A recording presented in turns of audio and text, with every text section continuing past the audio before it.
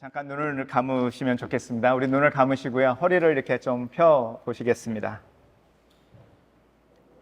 눈을 감으시고 허리를 펴 보시고요. 플로어를 딛고 있는 여러분의 발바닥에 이렇게 느낌을 한번 느껴 보십시오. 그리고 허리를 펴고 있는 나의 허리가 야곱이 꿈에서 보았던 것처럼 하늘과 땅을 잇는 영적인 사다리, 천사들이 오르락내리락하며 그곳에 하나님이 계심을 드러냈던 그 꿈의 사다리라고 생각하시고 허리를 굳게 펴셔가지고요, 하늘과 땅을 이어 보십시오. 그리고 호흡을 느껴보십시오. 내가 들이마시는 호흡은 하나님이 나를 향하여 내뱉으시는 하나님의 숨입니다. 예수님은 제자들을 향하여 후 이렇게 불어내시며 그분의 숨을 제자들에게 주시며 성령을 받으라 라고 하셨는데, 내가 들이쉬는 이 숨이 하나님이 나를 향하여 내쉬는 하나님의 숨, 또 하나님의 영이라고 하는 성령임을 기억하시면서 여러분 안에 들어오는 숨, 또 여러분의 몸을 돌고 나가는 숨을 우리 잠깐 한번 느껴보시면 좋겠습니다. 우리는 영적인 사다리로서 하늘과 땅을 잇는 하나님의 임재를 드러내는 존재로 이 땅에 있습니다. 우리가 쉬는 숨은 하나님이 우리를 향하여 내뱉으시는 그 숨이 우리 몸에 들어와 우리를 살게 하고, 우리의 몸을 돌아 더러워진 숨을 하나님이 다시 받으셔서 새롭게 하신 후에 다시 우리에게 보내주십니다.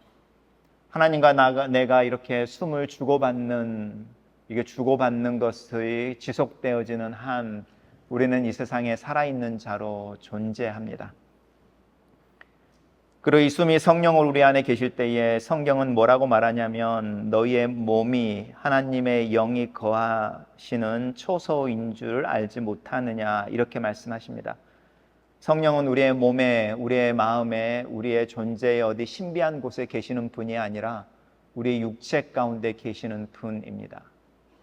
우리 하나님 앞에 이렇게 서 있을 때에 그 성령이 우리의 몸에 거하고 계셔서 우리의 몸에 어디가 연약한지, 어디가 깨어지고 있는지, 어디가 금이 가고 있는지, 어디가 아름다운 곳인지, 어디가 약하고 더러운 곳인지를 알고 계십니다. 우리 시간에 온전히 성령께 우리의 몸을 맡겨보면 좋겠습니다. 성령님 우리 안에 계시는 것을 믿습니다. 우리의 몸 가운데 계시고 우리의 몸에 운행하시는 분이심을 믿습니다. 하나님 앞에 서 있는 이 시간에 우리의 몸을 운행하시고 관통하시는 그 성령께 우리의 몸을 맡겨드립니다. 우리 육체의 연약한 부분, 허물어진 부분, 금이 가 있는 부분, 이 시간에 성령께 간구하오니 그곳에 머무시옵소서. 우리의 피곤한 육체, 허물어져 가는 연약한 곳에 특별히 머무셔서 하나님께서 하나님의 성전을 보수하시는 것처럼 우리의 몸을 이 시간에 보수하시옵소서. 예수 그리스도께서 십자가에 못 박혀 죽으실 때에 우리의 죄악을 담당하셨을 뿐만 아니라 우리의 연약함과 질고와 아픔과 고통을 함께 담당하셨사옴을 믿사오니, 이 시간에 우리가 나사렛 예수 그리스도 이름으로 간구하오니 하나님 우리의 육체의 연약한 부분에 회복을 허락하시옵소서.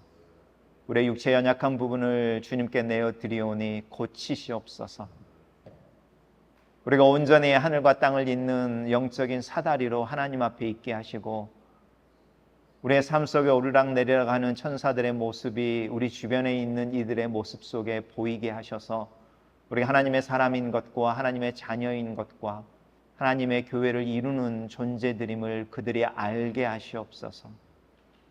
우리의 시간에 나누는 대학 가운데 함께 하시고 우리의 마음을 만지시고 우리의 눈을 열어주시고 우리의 몸을 하나님의 성전의 기둥으로 삼으셔서 하나님의 살아계심을 이 21세기에 이 몬트리올에 나타내시옵소서.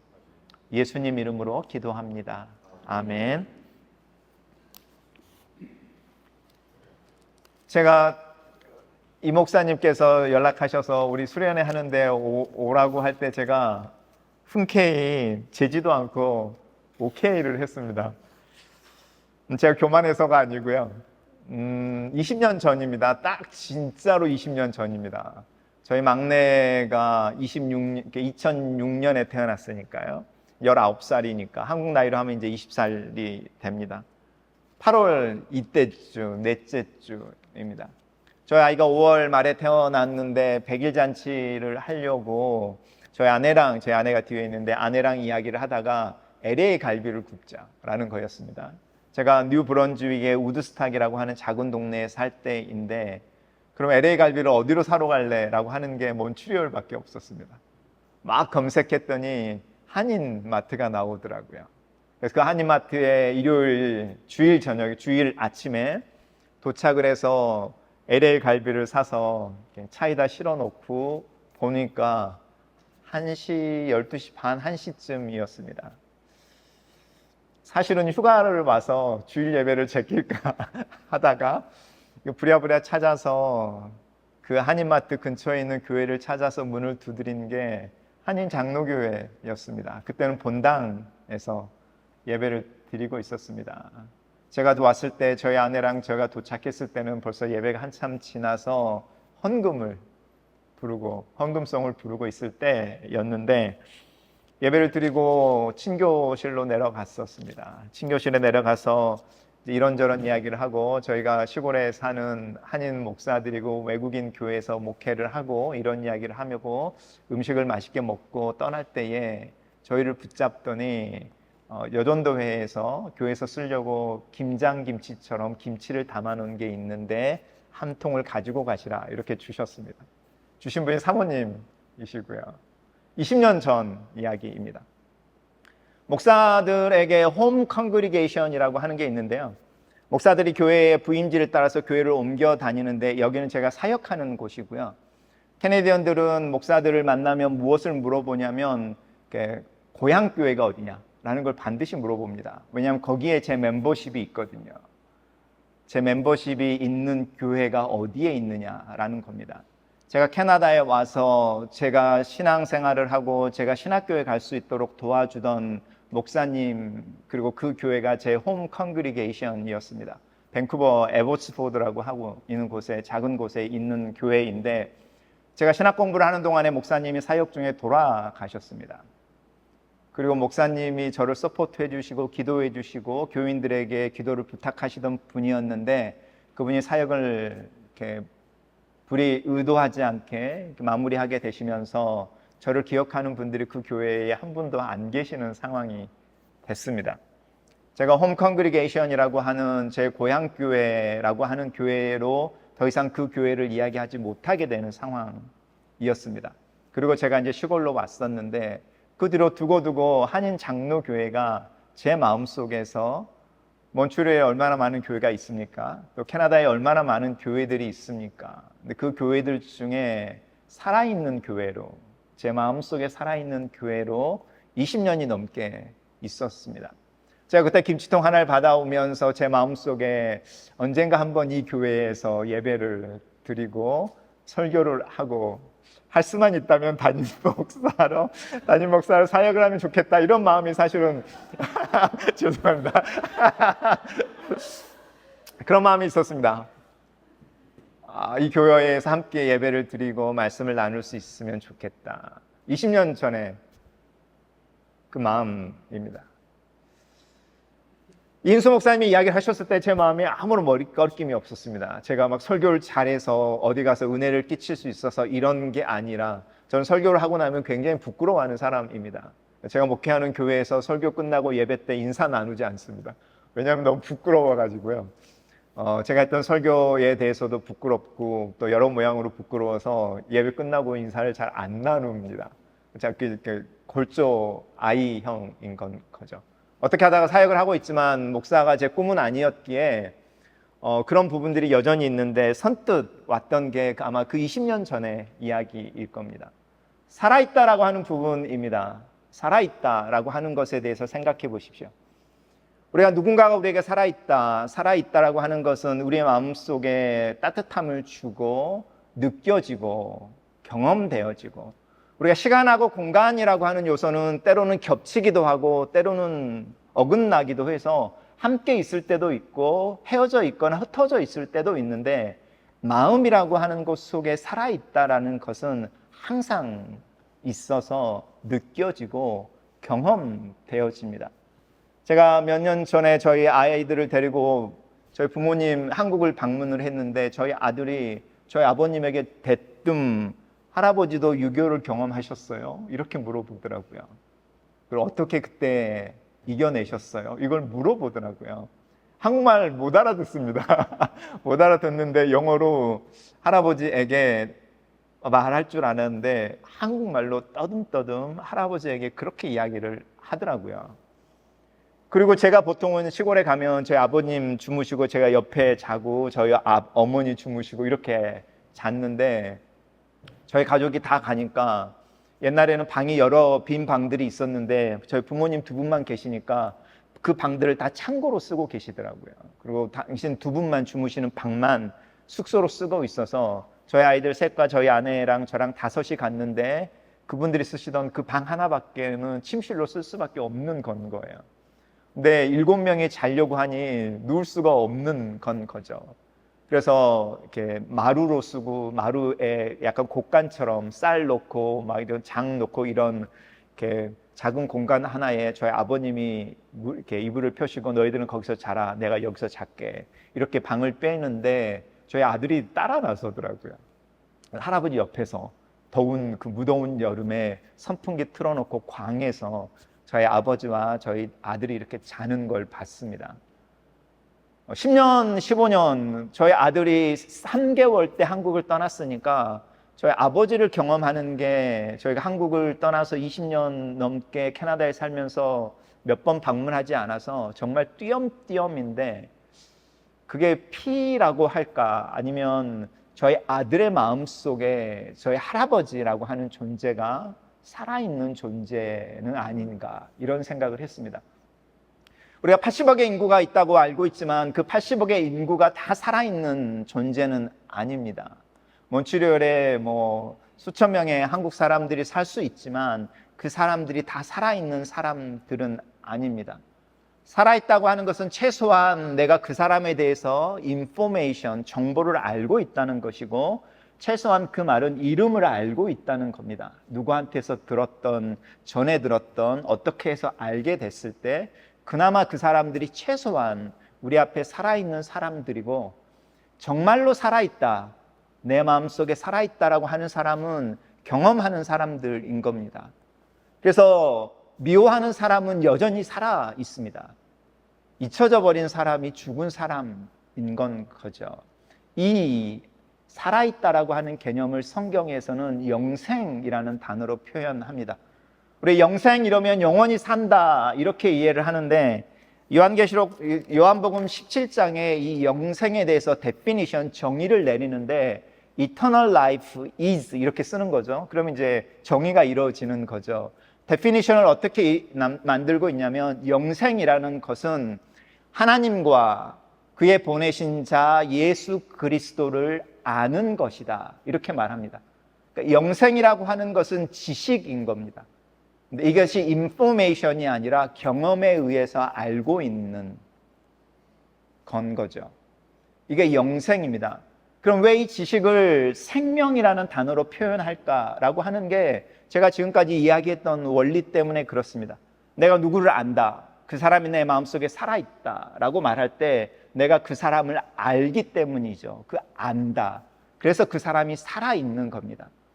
제가 여러분을 알게 됐습니다. 여러분이 제 마음속에 살아있고 제 마음속에 이 몬트리올 한인 장로교회가 살아있는 교회로 존재하고 있습니다. 제가 나이가 들어서 죽으면 그 삶이 끝나겠죠. 근데 제가 죽지 않는다고 생각해 보십시오. 영원히 사는 존재입니다. 그럼 제가 여러분을 알고 몬트리올 한인 장로교회를 아는 그 지식이 사라질까요? 안 사라지죠. 그래서 그 지식이 영원한 것이고 그 지식이 여러분이 내 마음속에 살아있는, 영원히 살아있게 하는 겁니다. 이게 영생이라고 하는 겁니다. 영생이라고 하는 것은 우리가 죽어서 천국에 가는 것이 아니라 우리가 하나님을 알고 있는 것이고 하나님의 이름을 알고 있고 하나님을 경험하고 있어서 라고 하는 그 경험인 거죠.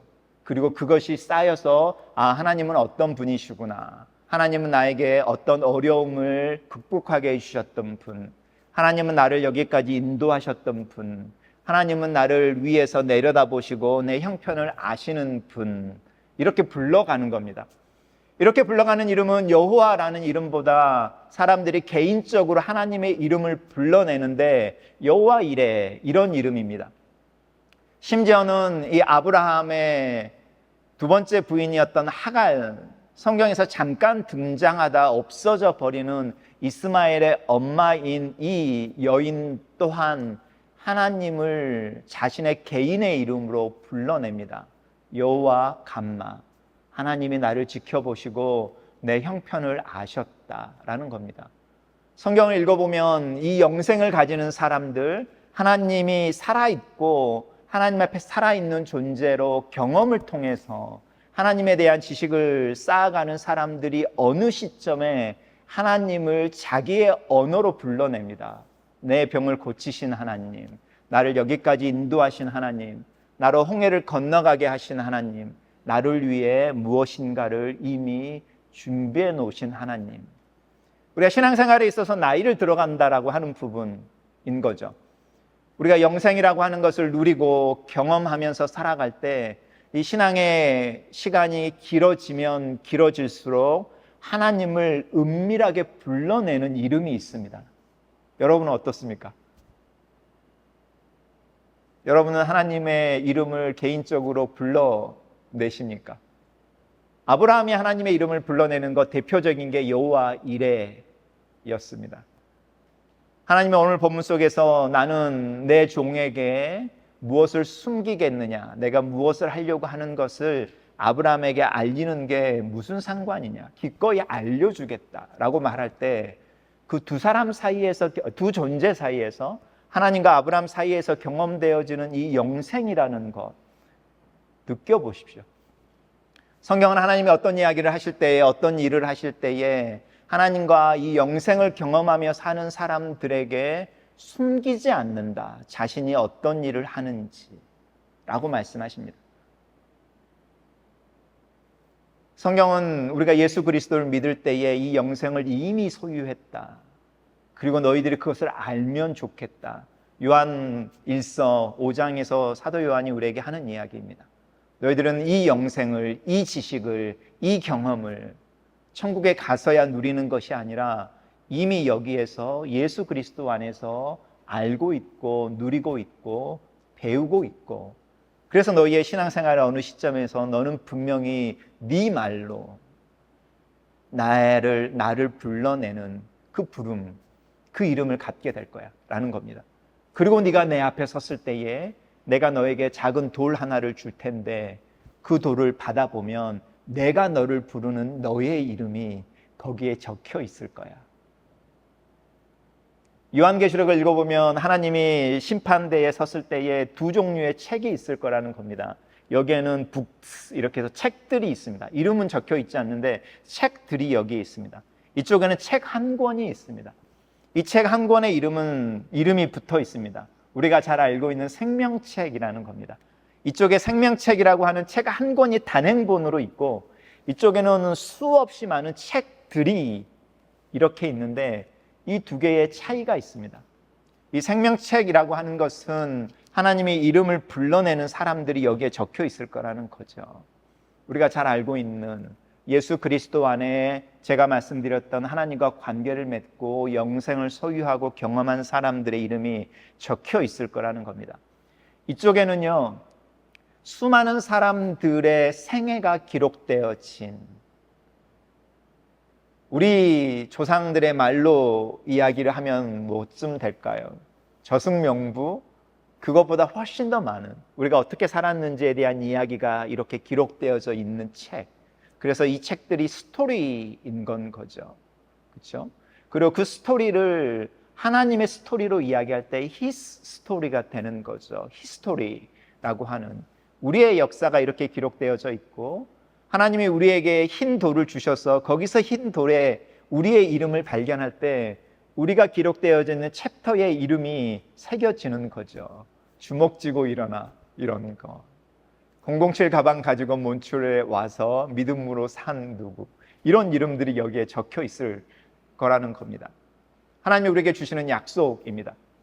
우리가 하나님 앞에 살아있는 존재로 있을 때, 우리가 오늘 본문을 읽으면 아브라함이 갑자기 왜 소돔과 고모라에 웬 오지랖, 이런 생각 안 드십니까?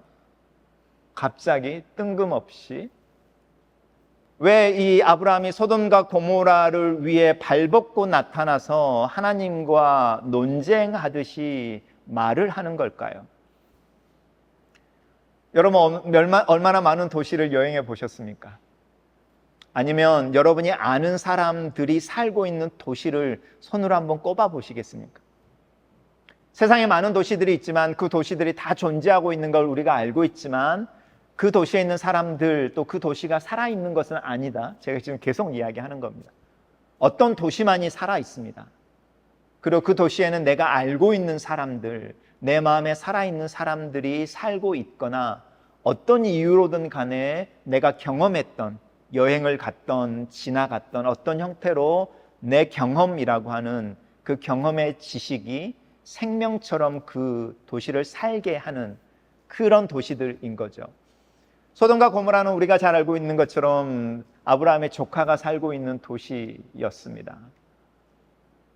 그리고 어느 날 아브라함이 소식을 전해 듣게 되는 거죠. 북쪽에 있는 4개의 나라들이 연합군을 형성해서 소돔과 고모라를 침략해서 약탈해 가는 중에 아브라함 네 조카도 포로로 끌려갔어 라는 거였습니다.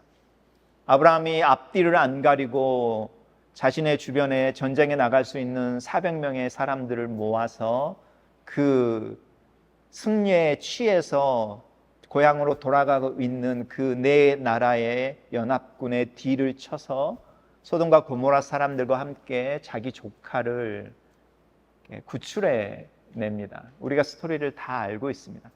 이런 이야기를 하면서 아브라함의 마음속에 소돔과 고모라는 약속의 땅, 요단강 저쪽 건너편에 있는 낯선 땅이 아니라 살아있는 도시였습니다.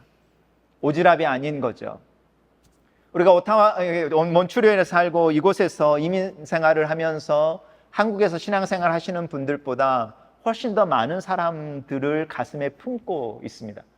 한국에 있을 때보다 훨씬 더 많은 인종을, 많은 나라 사람들이 살아있는 존재로 있습니다. 우리가 디아스포라 이야기하면서 하나님이 우리를 몬트리올에 외국에 흩어져 뿌려놓은 그 씨앗, 축복의 씨앗이라고 말할 때 우리는 훨씬 더 많은 사람들을 가슴에 품고 살고 훨씬 다른 인종, 그래서 우리 아이들은 어떤 질문을 하냐면 내 베스트 프렌드인 누구는 모슬림인데 이 아이의 영혼은 어떻게 되는 거죠? 라고 하는 질문이 우리 교회에서는 나오는 질문입니다. 한국에서 신앙생활하는 아이들은 하지 않는 질문. 왜냐하면 그 아이들은 나의 베스트 프렌드로 내 앞에 살아있는 존재여서 그 아이가 어떻게 될 건지 질문하게 되는 겁니다. 난민에 대한 이야기를 듣고 난민으로 와서 힘들어하는 모습을 보고 우리의 눈을 찌푸리게 하는 모습을 보지만 그들을 볼 때 우리는 한국에서 난민 이야기하는 사람들보다 훨씬 더 그들의 형편에 대해서 또 그들의 어떤 부분에 대해서 더 잘 알게 됩니다. 그들은 우리에게 살아있는 존재이기 때문에 그렇습니다. 특이한 것은 우리가 가지고 있는 멘탈리티라고 하는 것 때문에 우리랑 정말 코드가 안 맞는 사람들을 발견하게 된다는 거죠. 우리랑 개념이 달라. 정말로 상종할 수 없는 인종이라고 하는 그룹도 생겨나게 되는데 그런 그룹도 우리의 마음속에는 살아있는 사람들입니다. 이 사람들을 향하여, 함께 관계를 맺고 있는 사람들을 향하여 우리가 축복의 씨앗이 될 수 있을까라고 하는 부분이죠. 우리가 복의 근원이 될 수 있을까? 하나님이 우리를 디아스포라로 이곳에 흩으셨을 때에 우리는 한국에 사는 사람들보다 훨씬 다양한 사람들을, 다양한 환경을, 사실 우리가 더 글로벌 뉴스에 더 민감하게 살아야 하는 사람들인 거죠. 그런 상황 속에서 우리의 기도의 영역이라고 하는 부분은 한국에서 기도하시는 분들보다 훨씬 더 깊고 넓어질 수 있지 않을까. 우리의 가슴이 똑같이 예수를 믿지만 한국에서 신앙생활하는 사람들보다 2배나 3배는 더 클 수 있지 않을까. 왜냐하면 우리가 만나는 사람들의 다양함이 그렇고 우리가 경험하는 경험의 폭이 그렇고 우리가 하고 있는 언어의 숫자가 그렇고 우리 아이들이 그래서 자라날 때에 캐네디언이냐 코리언이냐 이런 씨름을 하지 않고 너는 하나님 나라의 시민으로 자라라. 너는 글로벌한 인재로 자라라. 너는 한국말도 하고 영어도 하고 프렌치도 해서 네 주변에 있는 사람들과 다양한 경험들을 나누면서 꼭 한국 사람들에게만 복음이 전해지는 것이 아니라 네가 만나는 다양한 사람들에게 예수 그리스도의 복음을 하나님의 복을 흘려주고 전해주는 사람들이 되어라 라는 이야기를 나눌 수 있는 그런 공간에 우리가 살고 있는데 우리가 이것을 놓쳐버리면 우리는 캐나다에 살면서 한국에 있는 아이들을 경쟁 상대 삼아서 우리 아이들을 키우고 우리는 한국에 살 때보다 훨씬 더 좁은 라이프 익스피리언스라고 하는 삶의 영역을 가지고 있어서 오히려 우리 아이들이 한국에서 자랐으면 더 많이 가볼 레스토랑의 종류와 숫자보다 훨씬 작은 레스토랑의 종류와 숫자를 다니게 하는 오히려 쫄아들게 하는 모습 속에서 아이를 키울 수 있는 위험을 가지고 있다는 겁니다. 우리가 가지고 있는 장점, 하나님이 우리를 이곳에 뿌리셨을 때에 이미 우리에게 주신 축복이 있는데 그 축복을 우리가 잊어버리고 우리가 처한 현실이라고 하는 부분에 녹록하지 않은 삶이라고 하는 부분에 침대에 누우면 몸이 녹아내려질 것 같은 내려가는 것 같은 그 피곤함이라는 이유 하나에 하나님이 우리에게 주신 축복이라고 하는 이 넓음, 다양함 그리고 기회라고 하는 부분을 놓쳐버리고 있는 것은 아닌가. 우리가 이것을 다시 잡으려고 할 때 하나님 우리의 마음속에 살아있는 존재들로 우리의 삶 속에 준 우리가 영생을 부여한 사람들 그 사람들을 기억해낼 수는 없을까? 그리고 그 사람들을 하나님 앞에서 기도하고 그 하나님 앞에서 그들을 축복할 수는 없을까? 우리가 거기에서부터 시작을 한다면 하나님이 아브라함을 선택했을 때에 하나님이 아브라함과 그의 가족들이 내 법을 행하는 것을 보고 싶어서 선택하셨다라고 이야기하는데 하나님이 아브라함에게 구체적으로 뭔가를 가르치지 않으셨다고 제가 계속 말씀드리죠. 300 몇 개의 600 몇 개의 율법을 주시지 않고 와 나랑 함께 가자 내가 너랑 함께 갈게 이렇게 말씀해 놓고 아브라함과 경험하면서 하나님이 누구이신지를 가르쳐 주는 중에 아브라함이 하나님을 배우게 되고 그의 삶 속에서 여전히 씨름하는 게 있죠. 하나님으로부터 받은 꿈을 실현하기 위해 양자를 아들로 하인들 중에 한 명을 아들로 삼을까 양자를 삼을까 아니면 사라가 아닌 다른 여인과 사이에서 아들을 낳을까 이런 씨름들을 하고 있는 사이에 벌써 10년, 20년이 지나가고 있는 그 상황에서 아브라함은 하나님과의 관계 속에서 자신의 마음속에 살아있는 존재들을 기억하고 그들의 상황들을 알게 됐을 때에 기꺼이 그들의 상황에 뛰어들어 하나님 앞에서 그들을 대변하는 기도를 하고 있다라고 하는 부분입니다.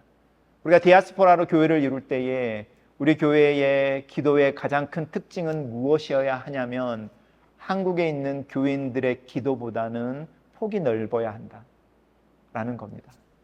우리가 살고 있는 삶의 형편과 정황이 그랬을 때에 우리가 디아스포라로 복의 씨앗으로 이 몬트리올에 뿌려진 존재들이다라는 겁니다.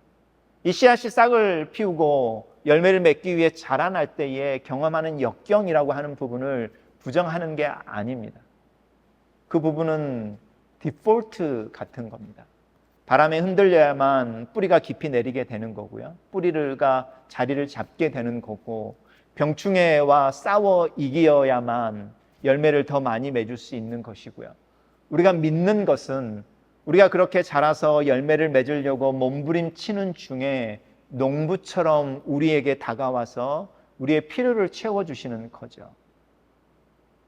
하나님이 우리에게 주신 생명력은 이미 우리가 가지고 있는 것이고, 예수 그리스도 안에서 자라고 열매를 맺는 것은 이미 우리가 가지고 있는 그리스도 안에서의 구원의 능력인 것이고, 그것을 우리가 발휘하기 위해서 애쓸 때에 양분을 빨아들이려고 하고 키가 크려고 하고 좀 더 많은 열매를 맺으려고 하고, 이 애쓰는 중에 하나님이 때에 따라서 필요한 것을, 잡초를, 거름을, 비료를, 때로는 가지치기를 해 주신다는 겁니다. 우리에게 이런 믿음이 필요할 때 본문으로 다시 돌아가서 아브라함 같은 기도를 할 수 없을까라는 겁니다. 그러면 당연히 첫 번째 질문은 아브라함에게 소돔과 고모라처럼 관심이 가고 마음에 살아있는 어떤 도시, 어떤 사람, 어떤 인종, 어떤 그룹이 우리의 마음속에 있는가라고 하는 부분입니다.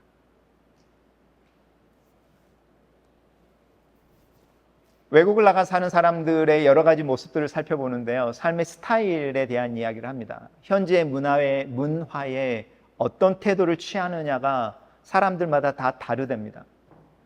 주재원으로 외국에 나와 있는 사람들이 그 현지 문화에 대해서 취하는 태도와 그곳에 이민 와서 살고 있는 사람들이 그 지역의 문화에 대해서 취하는 태도가 다르답니다. 왜냐하면 주재원들은 여기 있다가 떠날 거여서 현지 문화에 대해 동화되거나 문화를 이해하려고 하거나 문화를 배우려고 하지 않는다는 겁니다. 또 미국이나 캐나다로 옮겨오신 분들과 저기 아프리카나 베트남이나 캄보디아로 이주해 가신 분들이 현지 문화를 대하는 태도가 다르답니다. 무슨 말인지 이해가 되시죠? 북미로 옮겨오신 분들, 특별히 한국 사람들은 현지 문화에 어떤 태도를 취하는지 아십니까? 특별히 한국 사람과 중국 사람들이 이민을 와서 현지 문화를 향하여 취하는 굉장히 전형적인 태도가 있는데, 이 태도는 캐나다의 원주민들이 백인 문화에 대해서 취하는 태도랑 거의 비슷하답니다. 첫째, 동화하면 안 돼. 현지 문화에 동화되면 안 돼. 우리는 한국 사람들이야. 그래서 우리가 고유 문화를 잃어버리면 우리의 정체성을 상실하게 되고, 그 정체성을 상실하게 되면 우리는 미아가 되어져 버리고 여기서 사라져 버릴 거야 라는 두려움을 가진 사람들처럼, 마치 네이티브들이 우리의 문화를 잃어버리면 우리의 미래는 없어 라고 이야기해서 어떻게든 자기의 고유의 언어를 지키려고 하고 자치구 안에서 문화를 지켜내려고 하고 이렇게 이야기하고 권리를 이야기하는 것처럼 분리되어져서 자신들의 문화를 가지려고 하고 지키려고 하고 전달하려고 하는 욕구가 가장 강한 인종이 한국 사람들과 중국 사람들이랍니다. 제가 동화되어져야 한다, 한국인임을 부정해라, 이런 이야기가 아닙니다. 저희 아이들은 한국을 정말로 좋아합니다. 저는 한국을 애증으로 좋아하거든요. 미워하는 것도 있고 좋아하는 것도 있습니다. 한국 이러면 컴플렉스도 있고 프라이드도 있습니다. 미운정 고운정으로 한국을 생각하는데, 저희 아이들은요, 한국이 거의 한국의 팬입니다. 아이돌 좋아하듯이 한국을 좋아합니다. 우리 아이들은 한국을 전혀 부끄러워하지 않습니다. 그래서 고등학교를 다닐 때 무슨 주제나 에세이를 써야 하면 김치 이런 걸 에세이로 써냈습니다. 그리고 한국 문화의 어떤 부분을 에세이로 써냈습니다. 제가 우리 아이들을 보면서 우리 아이들이 한국을 사랑하는 게 진짜 애국심이다, 이런 생각합니다. 우리가 외국에서 나와서 아이들을 키울 때 아이들의 경험하는 한국은 할아버지 할머니가 계시는 곳 가면 가족들이 되게 많이 있어서 막 30명 50명이 모이는 것, 그리고 그분들이 가면서 다 용돈을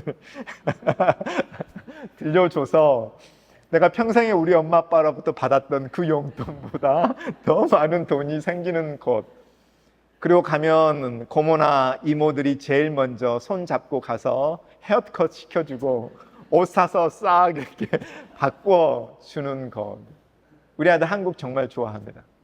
한국을 버리자 한국말을 이런 이야기가 아니라 우리가 경험하고 있는 경험의 폭을 의도적으로 넓혀 가야 한다는 거인 거죠. 아브라함이 자신의 조카 롯을 구하려고 하는 마음에 달려갔다가 소돔과 고모라 사람들도 함께 구출하게 되고 그들과의 관계 속에서 소돔과 고모라를 생각하게 됐던 것처럼, 그리고 그들에 대한 이야기를 들었을 때에 그 자리에서 바로 하나님께 중보를 이야기할 수 있고 하나님과 논쟁하면서 하나님의 뜻을 돌이킬 수 있도록 하나님을 설득하게 하는 기도를 해낼 수 있었던 그 능력은 우리만이 가질 수 있는 겁니다. 그것이 우리가 세우는 우리 교회의 힘이기도 합니다. 우리 아이들의 마음속에 이런 마음을 심어줘야 합니다. 소외받은 마이너리티의 어떤 이런 개념이 아니라 하나님이 우리를 복음의 씨앗으로 이곳에 뿌렸고 우리가 만나는 수많은 사람들의 삶의 이야기를 통해서 우리가 그들이 어떤 사람인지, 그리고 그들이 캐나다로 올 때에 그들이 어떤 일들을 경험했는지, 그들이 가지고 있는 스토리는 무엇인지를 들으려고 이렇게 물어보는 친구들로 키워내야 합니다. 우리가 나이가 들었을 때에 베트남이라고 하는 곳을 자기네 국가로 부르지 않는 사람들을 만날 때가 있습니다. 실제로 제가 오타와에 와서 그런 사람들을 봤습니다. 너 베트남 사람이지? 아니랍니다. 자기 국가는, 나라는 없어졌다. 그래서 자기는 그쪽이 아니고 우리나라는 없어졌어. 그냥 나는 캐네디언이야. 이런 사람들의 이야기를 듣습니다. 책에서 보트 피플로 이야기했던 사람들이 아닙니다. 그들의 경험, 그리고 그들이 나이가 연세가 있으면서도 이 돌아갈 곳이 없다라는 것 때문에 씨름하는, 그리고 그들의 자녀들에 대한 이야기를 들을 때 한국 사람들은 도저히 알지 못하는 사람들이 살아있는 존재로 내 마음에 들어오게 되는 겁니다. 그러다가 다른 나라의 어떤 사람들의 비슷한 이야기를 들을 때에 그들을 위해서 아브라함처럼 기도할 수 있습니다. 우리가 가지고 있는 최고의 특권 중에 하나입니다. 하나님이 우리를 부르셨고 우리와 함께 하시고 또 우리를 이렇게 이야기하는 부분이 있습니다. 기독교 신앙생활 속에서 굉장한 유혹입니다. 왜 내세 신앙이라고 하는, 우리가 예수를 잘 믿고 죽으면 천국에 가지라고 하는 신앙이 잘못됐다고 말하는가? 축복신앙, 하나님 내 삶에, 우리의 자녀들의 삶에 은혜를 주셔서 우리의 자녀들이 성공하고 잘되게 해주십시오 라고 하는 신앙이 건강하지 않다고 말하는가? 그거는 거기에 구원이 없기 때문이 아닙니다. 그들이 뭔가를 오해하고 있는 게 있어서 그렇습니다. 우리가 신앙생활을 할 때에 신앙생활은 개인적인 생활입니다. 이것은 마치 내가 예수를 믿는 거지 내 아들이 예수를 믿지 않습니다. 이것은 내가 차라리 아팠으면 이렇게 마음이 들더라도 내 아이의 열을 내가 대신 경험할 수 없는 것 같은 겁니다. 우리가 분리되어진 존재여서, 살이라고 하는 우리의 이 몸이 다른 존재여서 내가 이 아이가 아픈 거를 대신 아파줄 수가 없습니다. 이게 개인적이라는 겁니다. 이 아이가 아픈 것이고 내가 아픈 것이고 함께 그 아픔에 대해서 표현해 줄 수 있지만 그 고통은 고스란히 내 아이의 것입니다. 이게 퍼스널하다는 거죠. 그런데 우리가 부모로서 그렇게 신음하고 잠 못 이루는 그 아이의 침대 곁에 앉아서 밤을 샐 수는 있습니다. 그리고 머리에 열날 때마다 차가운 수건을 들여줄 수는 있습니다. 그 말은 이 아이가 퍼스널하게 아프지만 이 아이의 고통이 프라이빗한 이 아이만의 것은 아니라는 뜻입니다. 제가 설명을 잘하고 있는지 모르겠습니다.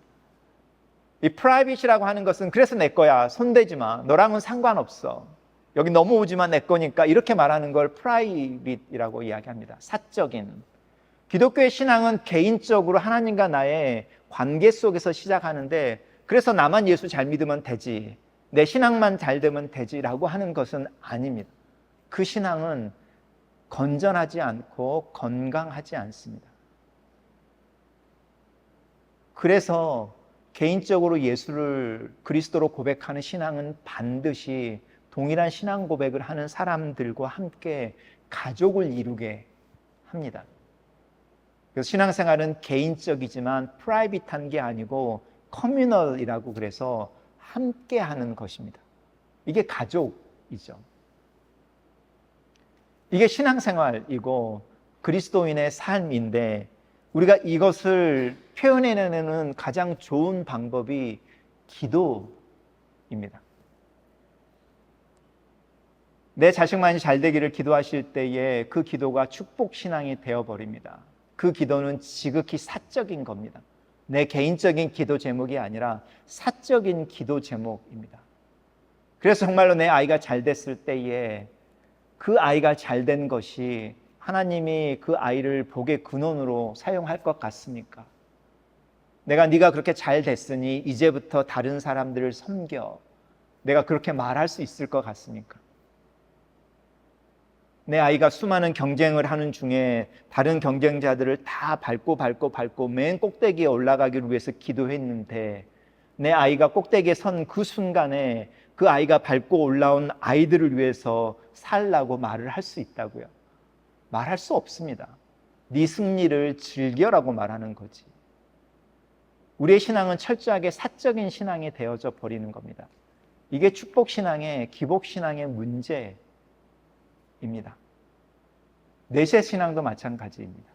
내가 예수 믿고 천국을 가면 땡, 다른 사람들은 상관없지라고 할 때 동일하게 그 사람의 신앙이 개인적인 사적인 신앙이 되어져 버립니다. 하나님이 그것에 대해서 건강하지 않다고 말씀하십니다.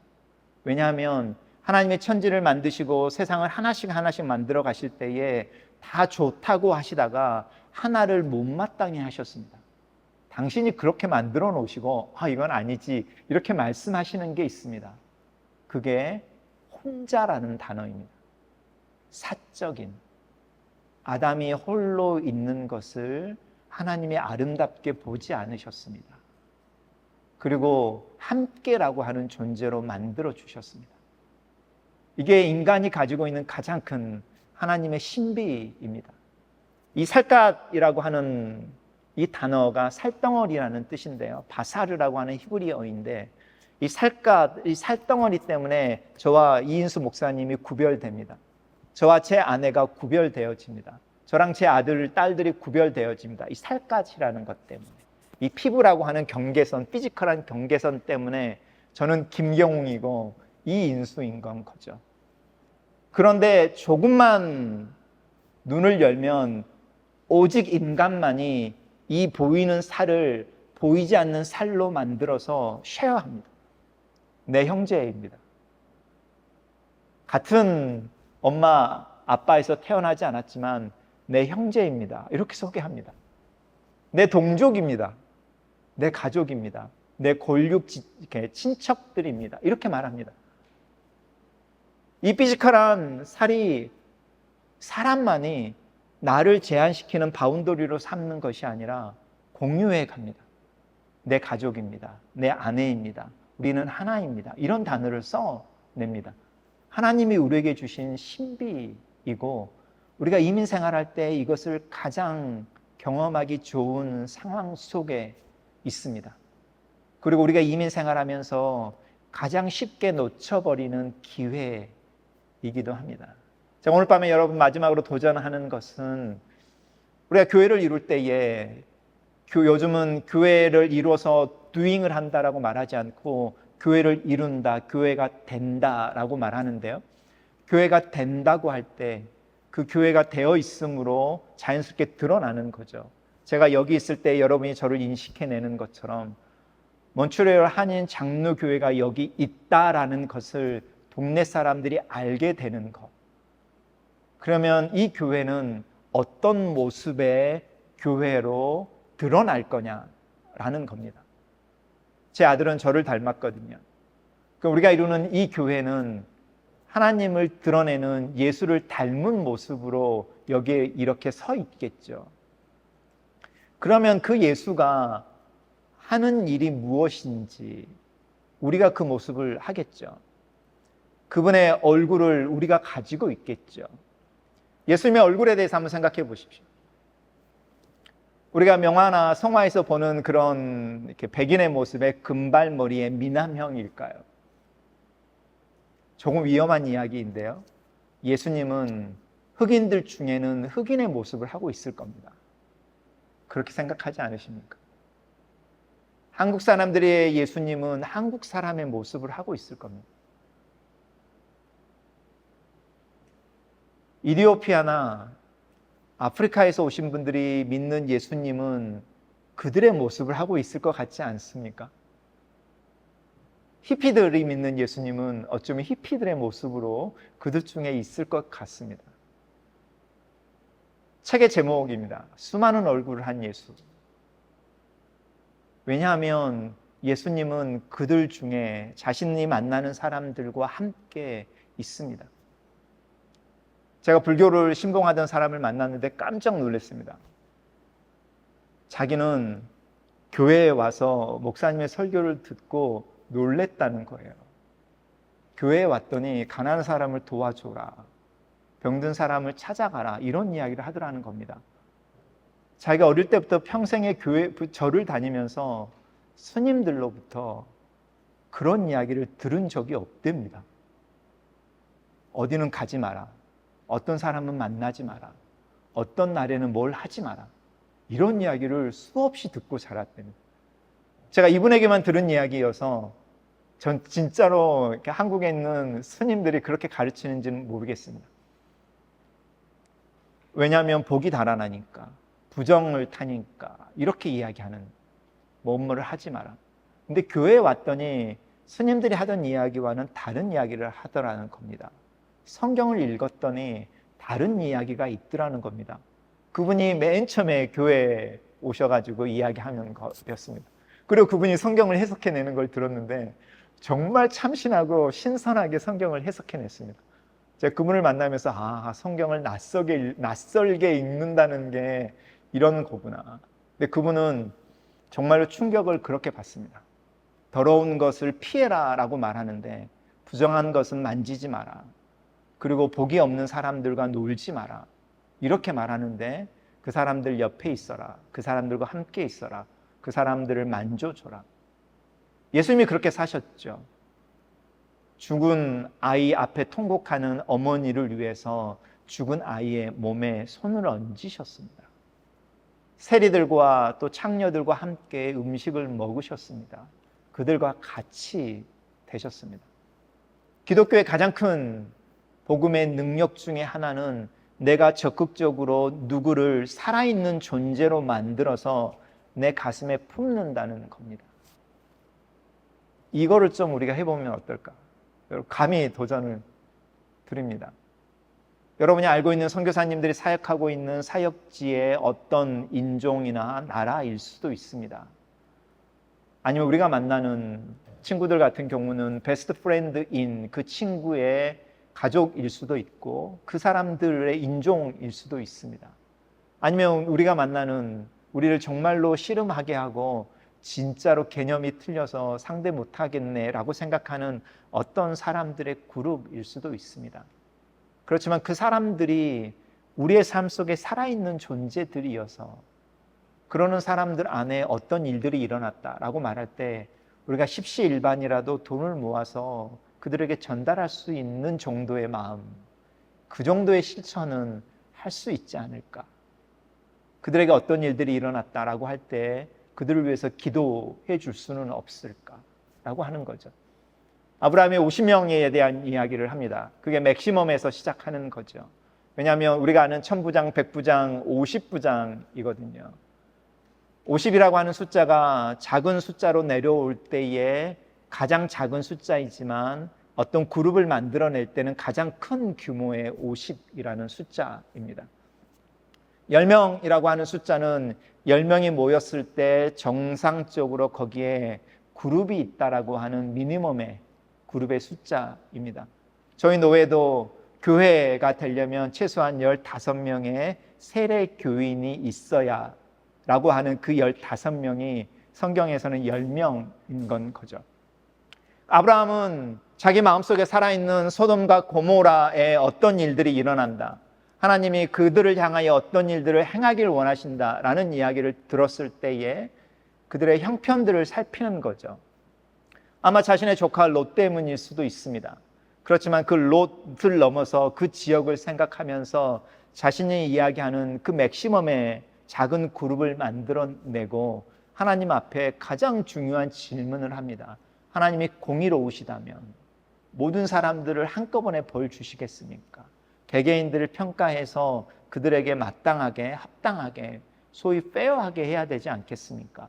라는 질문을 던지고 10명이라고 하는 미니멈의 숫자가 남아있다면 그 그룹을 위해서입니다. 한 사람이나 프라이빗한 이야기를 하는 게 아니라 그룹이라고 하는 이 공동체에 대한 이야기를 던지고 있습니다. 그러면서 그들을 위해서 중보 기도를 하고 있습니다. 우리가 이 아브라함의 마음을 품어서 하나님 앞에 중보하는 교회가 될 수 있다면 인 건 거죠. 교회에 직면한 기도의 제목이 있을 수 있습니다. 도전이나 챌린지가 있을 수 있습니다. 그것은 그대로 있는 겁니다. 그래서 내가 다른 일을 할 수 없다, 그건 아니라는 거죠. 왜냐하면 이 일이 중요한 것만큼 이쪽에 있는 사람들이나 여기에도 내 관심이 있고 내 마음이 있고 나한테는 의미 있고 살아있는 사람들이니 내가 이것을 알게 되었을 때라는 겁니다. 여기에서 꿈이나 비전이 출발합니다. 성공의 문제가 아니라 내 마음이 가는 곳에 어떤 필요를 봤을 때 내가 이 필요를 어떻게 채워줄 수 있을까요? 라는 질문 안에서 우리의 인생의 방향이 결정되고 기도의 내용이 만들어지고 그 속에서 하나님의 경험이 이루어지고 하나님을 경험하는 지식이 쌓아지는 중에 하나님은 내가 가지고 있는 편견을 깨고 벽을 뛰어넘게 하시는 분이구나 라는 나만이 고백해내는 하나님에 대한 고백인 거죠. 여러분이 경험하는 하나님에 대해서 생각해 보십시오. 그리고 여러분이 몬트리올에서 이민생활 하시면서 여러분의 삶의 경험의 폭에 대해서 생각해 보십시오. 이것은 우리의 나이의 문제나 랭귀지의 문제가 아니라 마음의 문제여서요. 근데 분명 우리가 만나고 우리의 삶이 다 있는 낯선 사람들이 있을 겁니다. 우리랑 다른 사람들이 있을 겁니다. 어쩌면 몬트리올 밖에 사는 사람들이 있을 겁니다. 그런데 그 사람들이 살아 있습니다. 왜냐하면 내가 알고 있어서, 그들의 이름을 알아서, 그들의 얼굴을 기억하고 있어서, 제가 여러분들을 기억하고 20년을 기억하고 있었던 것처럼 어떤 삶의 어떤 경험 하나가 톱니바퀴처럼 엮여져 버려서 그 사건의 기억 하나로 항상 살아있는 것처럼 여겨지는 사람들이 있을 수 있습니다. 그 사람들이 만약에 있다면 그 사람들을 여러분의 마음에서 절대로 빼내지 마십시오. 여러분의 형편의 어떠함과 상관없이 그 사람들을 여러분의 마음에 품으십시오. 그리고 여러분이 어떤 종류의 기도를 하든 간에 그 기도의 어느 한 부분에 그들의 이름을 하나님 앞에 읊조려 보십시오.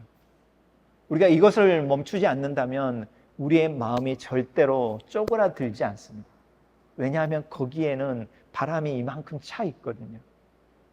그리고 거기에 바람이 이만큼 차 있는 것 때문에 그 풍선은, 우리의 마음이라고 하는 풍선은 여전히 튀어오를 만한 힘을 가지고 있습니다. 왜냐하면 거기에 이만큼의 하나님이 불어주시는 바람이 있으니까. 마지막으로 말씀드리는 도전입니다. 제가 3번의 기회를 통해서 말씀을 나눴는데, 여러분, 우리는 다른 사람들이 규정하는 이민자가 아니라 하나님이 우리를 이곳에 뿌린 하나님의 씨앗으로 이곳에 있습니다. 디아스포라라는 단어를 씁시다. 그리고 하나님이 우리를 그렇게 복의 씨앗으로 이곳에 뿌릴 때에 하나님이 우리에게 하라고 우리에게 먼저 보여주신 하나님이 우리를 대하는 태도가 있는데 우리를 덮어주시는 것, 안아주시는 것입니다. 그리고 우리가 뭔가가 필요한 것이 있을 때 채워주기 위해 달려오시는 것, 우리가 그것을 은혜라고 부르는 겁니다. 우리가 이것을 경험하게 되는 거죠. 그래서 우리가 누군가를 향하여 은혜를 베풀려고 할 때 두 가지였습니다. 나를 조금 그 사람보다 낮게 여겨보십시오. 특별히 내 마음에 들지 않고 니까짓 게 뭔데 두고 보자, 이런 마음을 품게 되는 그 사람을 향해서 그래, 네가 나보다 잘났지 라고 말씀해 보십시오. 그리고 어떤 필요가 보이는 사람들에게 작은 선의의 행동 하나를 하는 겁니다. 그것이 우리가 하나님을 닮아서 우리가 살아가는 가장 기본적인 액션입니다. 이것을 거창한 말로 하면 사랑의 작은 실천, 이렇게 말할 수 있지만 하나님이 우리에게 하셨던 일을 나는 지극히 작은 모습으로 반응하는 것, 이게 커지면 어떻게 되는지 아십니까? 하나님이 나를 사랑하셨던 것처럼 내가 너를 사랑해 라고 말할 수 있는, 하나님이 나를 용서하셨던 것처럼 나도 너를 용서해 라고 말할 수 있게 되는 경지까지 가는 거죠.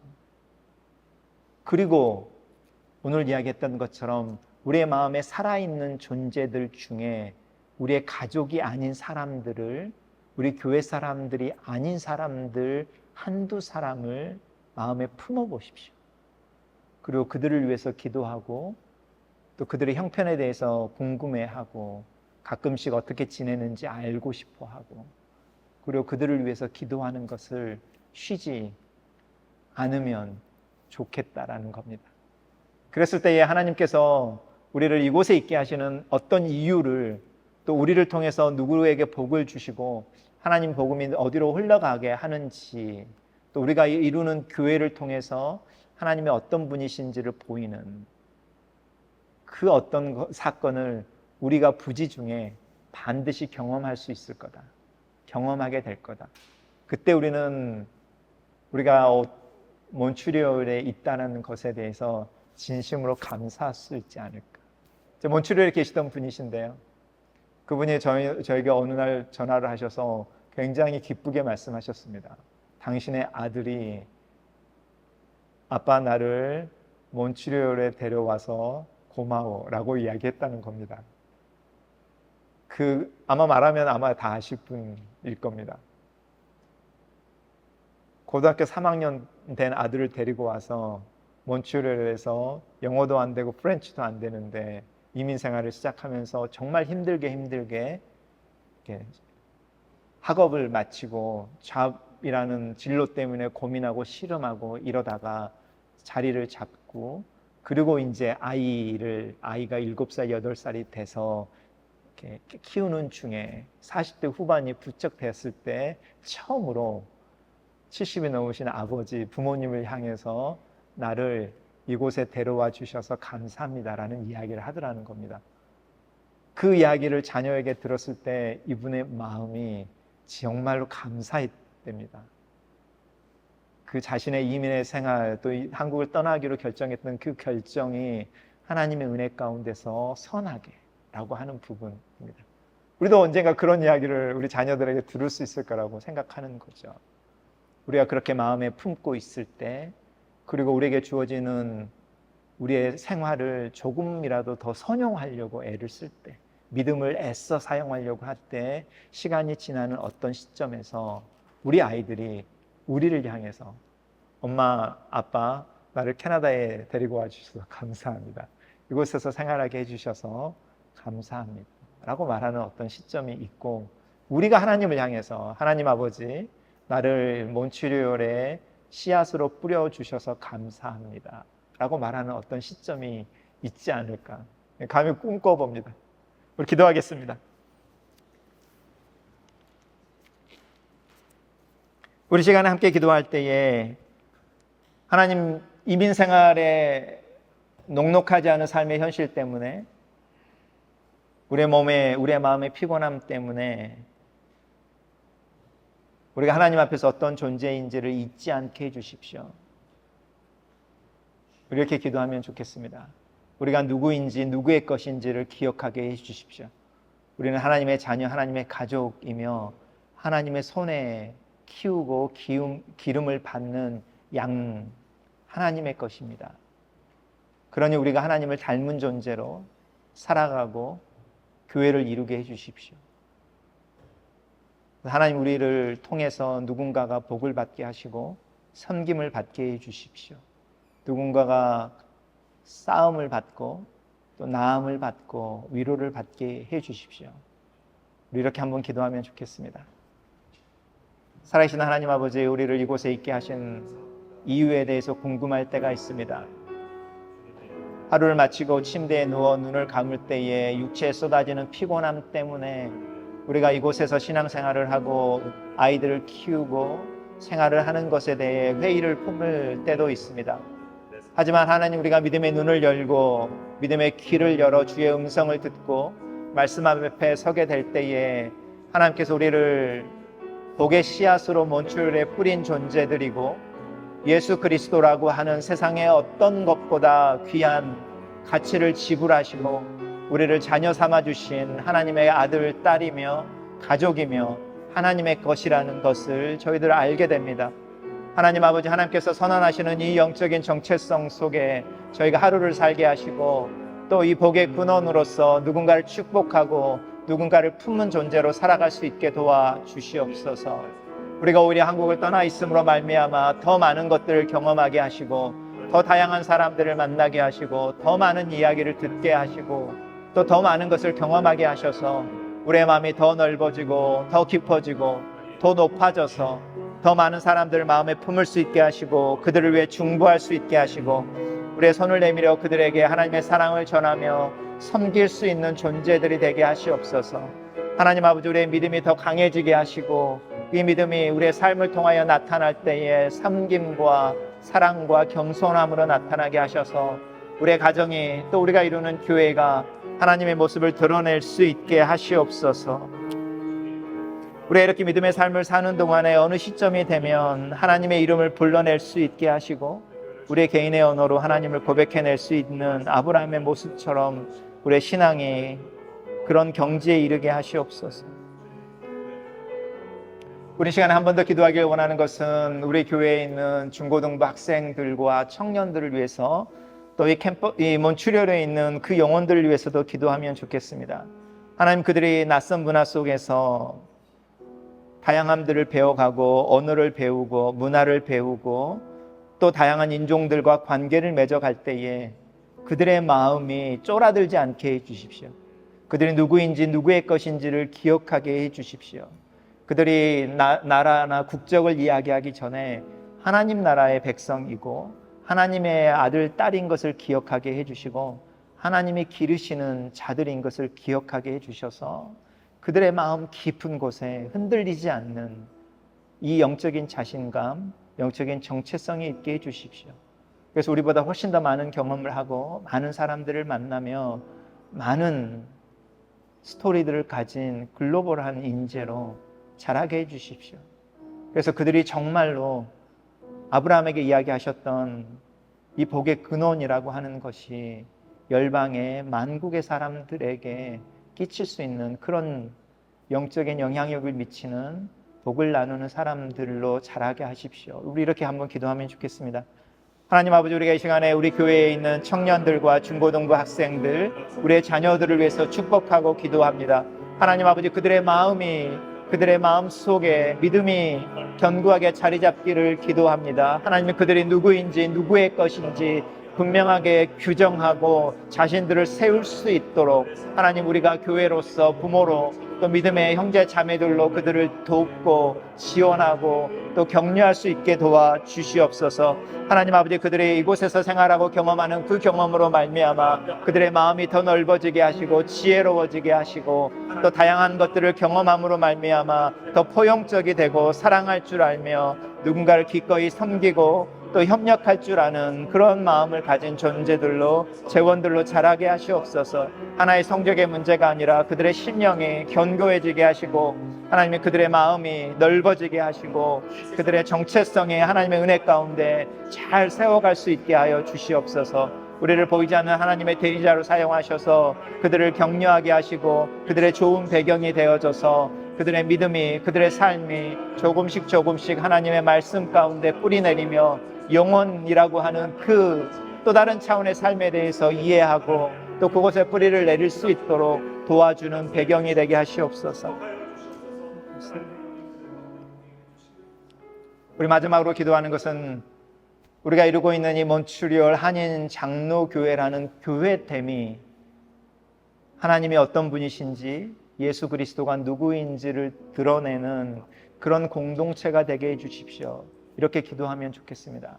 우리가 서로를 향하여 환하게 웃는 그 웃음 속에 어떤 어려움을 경험한 교우나 성도나 또 교민의 이야기를 들을 때에 달려가는 그 바쁜 발걸음 안에 우리 교회가 어떤 교회인지가 나타나게 해주십시오.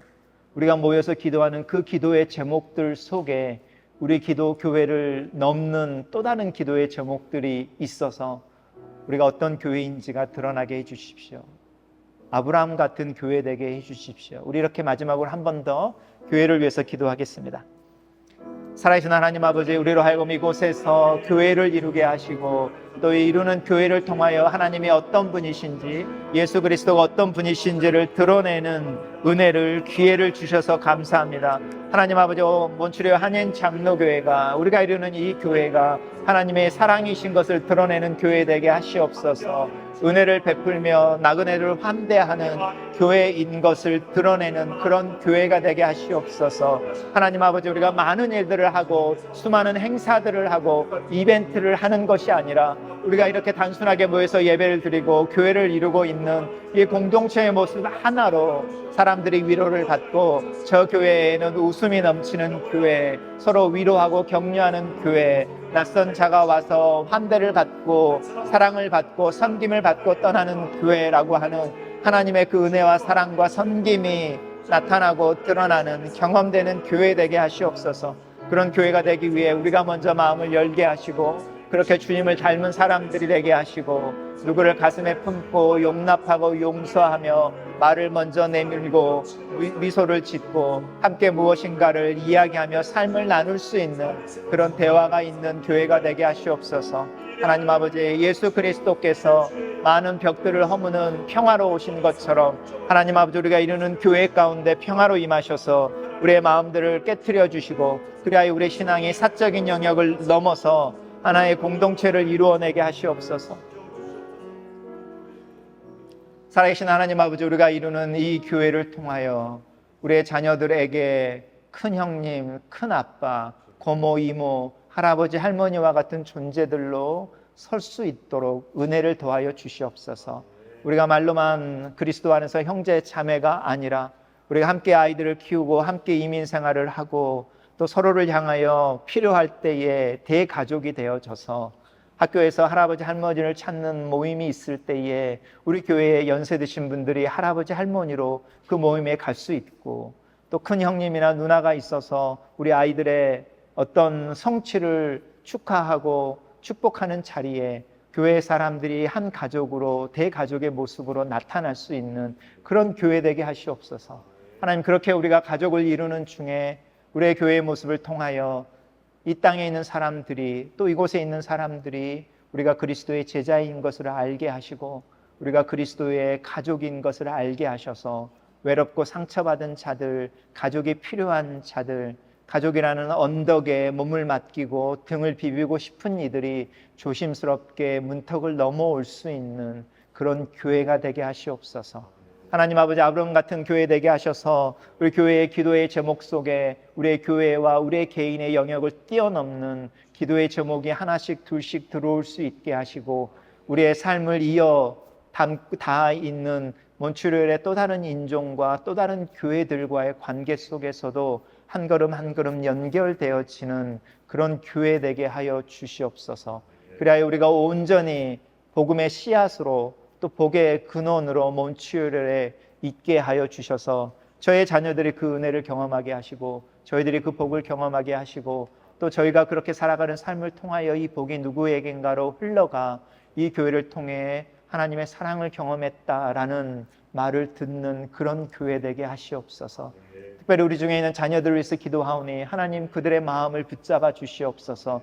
그들의 마음의 깊은 곳에 하나님께서 자리를 잡으시옵소서. 그들이 어린 시절에 경험하는 교회의 작은 경험, 집사님의 머리를 쓰다듬어주는 그 머리를 쓰다듬었던 경험 하나, 어깨를 토닥여줬던 그 토닥임 하나가 저 아이들의 마음에 살아있는 기억으로 남아서 몬트리올 한인 장로교회가 그들의 마음속에 홈 교회가 되게 하시고 그 기억이, 그 생명이 그들이 자라고 살아가는 동안에 삶의 위험을, 어려움을 경험할 때도 믿음에 떠나지 않는 밧줄이 되게 하시고 떠났더라도 다시 돌아오게 하는 고무줄이 되어져 그들의 허리에 메어지게 하시옵소서.